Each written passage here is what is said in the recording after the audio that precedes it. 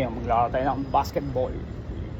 Malapit lang yung basketball dito eh. Tagal di ako naglaro ng basketball kaya maglalaro tayo. Ang gandang panahon ngayon, hindi mainit. Ngayon maglaro tayo ng basketball. Malapit lang yung basketball dito sa amin eh. Kaya likod lang kondo namin, tsaka likod lang dito. Ito yung kondo namin, pero malapit lang yung basketballan. Malapit, lalakadin lang, diba? Wala, ito lang yun sa amin eh. Lalakadin lang, yun, malapit lang. Tsaka doon lang, likod ng building nun, doon na yung basketballan. Lalakadin na basketballan. Lalakadin para may exercise ulit. Ito, lapit na. Likod lang yan eh. Itong building na yan.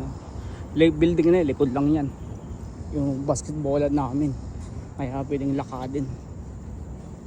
Kaya may exercise ka na. Pwede ka pang maglaro. Diba?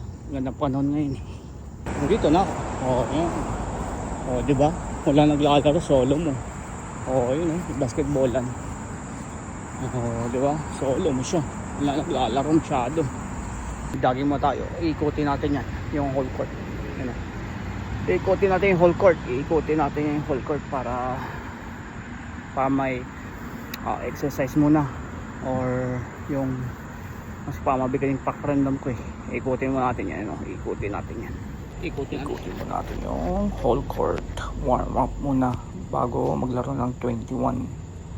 Kasi first time natin na maglaro ulit ng basketball. Hindi naman tayo araw-araw naglalaro ng basketball, kaya ikutin mo natin yung whole court ng 3 beses para yung katawan natin mayroong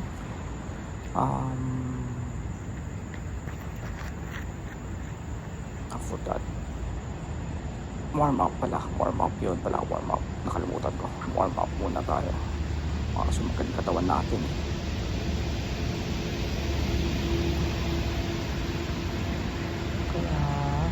Ikutin mo natin yung whole court. Buti walang mga tao ngayon dyan, tsaka solo flight. Tapos na. Salamat. 5 lang, baka first time ko kasi maglaro ulit eh, kaya 5 lang. Kaya maglaro tayo. Shoot balik 21. Maglaro 21.